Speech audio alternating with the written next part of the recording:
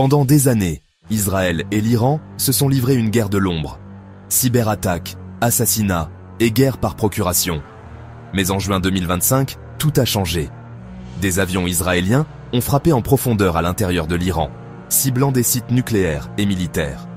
Le monde a regardé, craignant une explosion régionale. Israël a affirmé avoir agi sur la base de renseignements, indiquant que l'Iran était proche d'une percée nucléaire. Tel Aviv a qualifié cela de dernier recours, une mesure existentielle. Les États-Unis ont soutenu Israël, tandis que d'autres puissances ont appelé à la retenue. L'Iran a nié les accusations et a juré des représailles. L'équilibre fragile a été brisé. La guerre de 12 jours avait commencé. Des explosions ont retenti à travers l'Iran, et le Moyen-Orient s'est préparé au chaos. Les enjeux étaient mondiaux, sécurité, pétrole et risque d'escalation. Personne ne pouvait prédire jusqu'où le conflit irait.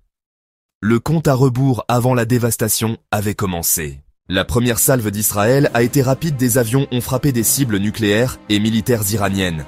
L'Iran a répondu en quelques heures, lançant des missiles et des drones sur des villes israéliennes. Les sirènes d'alerte aérienne ont retenti. Le dôme de fer a intercepté la plupart des menaces, mais certaines sont passées. Les civils des deux côtés ont fait face à la peur et à l'incertitude. Le conflit est devenu un rythme mortel. Frappes aériennes israéliennes, barrages de missiles iraniens. Les médiateurs internationaux se sont précipités pour un cessez-le-feu. Une brève trêve le 7e jour s'est effondrée presque instantanément. Des accusations ont fusé. Les combats se sont intensifiés. Après 12 jours, un cessez-le-feu fragile a finalement tenu. Les armes se sont tues, mais la dévastation était claire. Les deux nations ont compté leurs pertes. Le monde a expiré, mais le conflit sous-jacent est resté non résolu.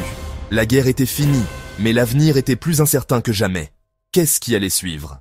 Israël a déclaré victoire, affirmant avoir retardé le programme nucléaire iranien de plusieurs années. Le Premier ministre Netanyahou a salué la précision et la détermination de l'armée. Les États-Unis ont soutenu le droit d'Israël à l'autodéfense, mais ont également poussé à la désescalade. Washington a souligné sa diplomatie en coulisses pour mettre fin au combat. L'Iran a qualifié les frappes israéliennes d'agressions non provoquées. Téhéran a insisté sur le fait que son programme nucléaire avait survécu et a affiché sa défiance. Chaque nation a raconté sa propre histoire. Israël comme défenseur, les États-Unis comme stabilisateur, l'Iran comme résilient. Ces récits ont façonné l'opinion publique au pays et à l'étranger. La guerre des mots a continué, même si les tirs ont cessé. La méfiance s'est approfondie entre les trois pays. La bataille pour la perception était aussi féroce que les combats. L'héritage du conflit serait défini par ces histoires concurrentes. L'objectif principal d'Israël, retarder les ambitions nucléaires de l'Iran, a été atteint, du moins temporairement.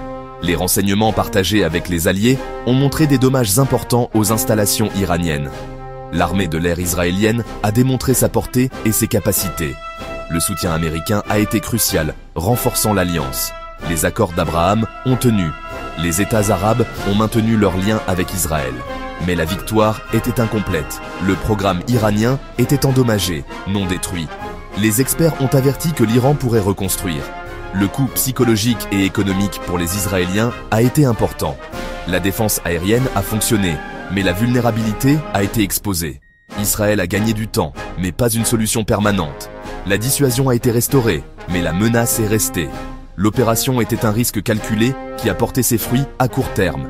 Le défi à long terme, comment arrêter l'Iran pour de bon, est resté non résolu. Les dirigeants iraniens ont présenté la survie comme une victoire. Les médias d'État ont montré l'unité et la défiance, minimisant les dégâts. Les responsables ont insisté sur le fait que le programme nucléaire était en sécurité dans des bunkers souterrains. Les attaques ont alimenté les arguments des partisans de la ligne dure en faveur d'une dissuasion plus forte. Le cessez-le-feu était fragile. La méfiance envers Israël s'est approfondie. Les deux parties ont commencé à se réarmer, se préparant au prochain round. L'Europe a appelé à une nouvelle diplomatie, mais le compromis semblait lointain. La guerre a durci les positions et rendu la paix insaisissable. La région est restée sous tension, avec le risque de reprise du conflit toujours présent. La guerre de 12 jours n'a rien résolu. Elle n'a fait qu'aggraver la crise. Le monde espérait la diplomatie, mais l'avenir était incertain. Le Moyen-Orient était à la croisée des chemins, la paix et la guerre étant en jeu. L'ombre du conflit persistait, menaçant de revenir à tout moment.